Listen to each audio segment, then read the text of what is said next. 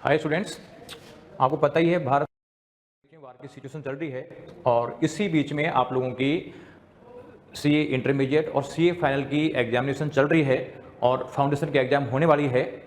तो इस सिचुएशन की वजह से आईसीएआई ने जो सीए इंटरमीडिएट और सीए फाइनल के जो रिमेनिंग पेपर है उसको पोस्टपोन किया है।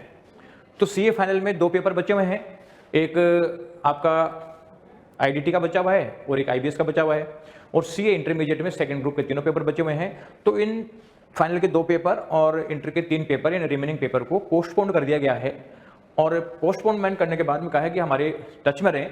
तो हम इसको नोटिफिकेशन को देखते हैं कि इन partial modification of the institutes important announcement on 13 जनवरी को जो अनाउंसमेंट दिया था, जो डेट शीट आई थी आपकी, it is announced for general information that in view of the tense and security situation in the country the remaining paper of chartered accountants final intermediate and post qualification course examination. तो इसमें देखो, final का हो गया, inter का हो गया, और पोस्ट क्वालिफिकेशन कोर्स एग्जामिनेशन में जो इंटरनेशनल टैक्सेशन का पेपर होने वाला था यही पोस्टपोन हुए हैं। तो 9 to 14 होने वाले हैं, यानी कुल मिला के फाउंडेशन के जो 4 पेपर होने वाले हैं उसका पोस्टपोनमेंट का नोटिफिकेशन नहीं है। इसमें इंटर और फाइनल के ही बाकी पेपरों के हैं, और इंडिया के या बाहर के जितने भी सेंटर हैं, इंडिया एंड अब्रॉड, सबके हो गए हैं। ये सोचने की जरूरत नहीं है कि हमारा बॉर्डर पे हमारा सेंटर पड़ता है या बॉर्डर से दूर पड़ता है, इससे कोई फर्क नहीं पड़ेगा। सारे के सारे एग्जाम कैंसिल हो गए, फाउंडेशन और इंटरमीडिएट के रिमेनिंग पेपर्स।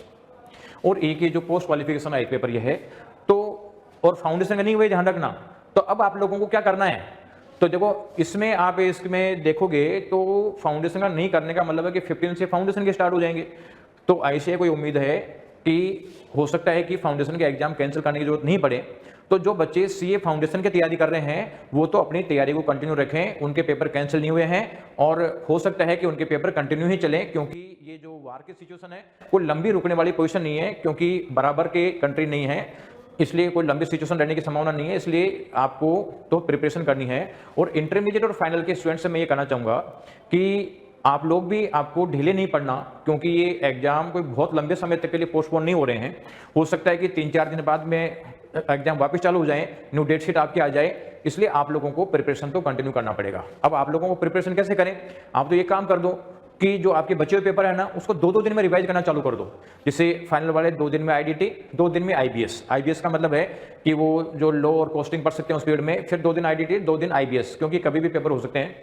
और सी इंटर वाले भी 2-2 दिन में रिवाइज करना चालू कर दें। जैसे 2 दिन मान लो कॉस्टिंग पढ़ लेते हैं, 2 दिन आपका एफएमएसएम पढ़ लेते हैं, 2 दिन ऑडिट पढ़ लेते हैं, तो 2-2 दिन में वो भी अपना रिवीजन कंटिन्यू रखें, क्योंकि एग्जाम लंबे समय तक पोस्टपोन नहीं रहेंगे।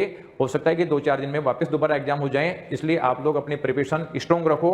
और ऐसा नहीं कि सब एग्जाम पोस्टपोन होंगे वो आराम करने लग जाते हैं, नहीं तो जो आपने इतनी स्ट्रॉन्ग प्रिपरेशन कर रखी है वो भूल-भाल जाओगे और सारी करिकुलर पानी फिर जाएगा। तो ये गलती बिल्कुल मत करना, आप लोग अपनी स्टडी कंटिन्यू रखो। Thank you, best of luck.